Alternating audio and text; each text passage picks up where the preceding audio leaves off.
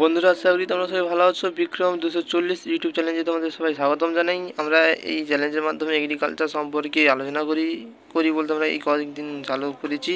Agriculture সম্পর্কে আমরা যে শস্য বৃদ্ধি চ্যাপ্টার কয়েকগুলো ক্লাস দিয়েছি, সেই পুরো চ্যাপ্টার জুড়ে আমরা আরও বাকি আছে, তো আমি পরবর্তী দেবো সেই চ্যাপ্টার জুড়ে সেই পুরো চ্যাপ্টার জুড়ে আমি কয়েকটা মডেল সেট কয়েকটি গুরুত্বপূর্ণ প্রশ্নগুলোকে রেখেছি, তোমাদের মাধ্যমে শেয়ার করছি। চলো দেখি আমরা C3 উদ্ভিদদেহে CO2 আবদ্ধ হয় একবার, দুবার, তিনবার, চারবার। উত্তরটা হবে দুবার। উত্তরটি হবে এখানে দুবার, ঠিক আছে। কোন উদ্ভিদে পত্ররন্ধ্রের উন্মোচন কেবল রাতের বেলায় হয়ে থাকে? কোন উদ্ভিদে C3, C4, C6 কাম?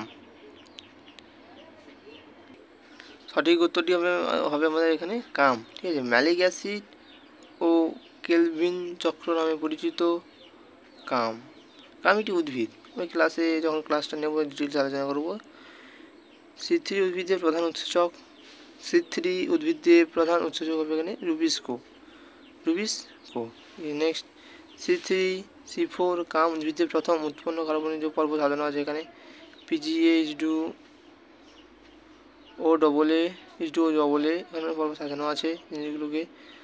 OAA সঠিক উত্তর আমি যদি এক কথায় বলতে চাই, বেশি সময় নষ্ট করবো না, PGA সঠিক উত্তর এ। আগের সবচেয়ে গুরুত্বপূর্ণ অংশ হচ্ছে আমাদের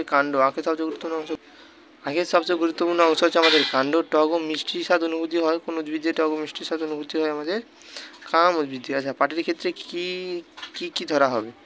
number of plants per unit area, only height, সবকটি সঠিক অ্যান্সার হবে অপশন এ, ঠিক আছে। পাট গাছের ফলন নির্ণয়ের সূত্র কত সালে দিয়েছেন? 1968 হবে সঠিক অ্যান্সার। কী হবে? Option B, option B.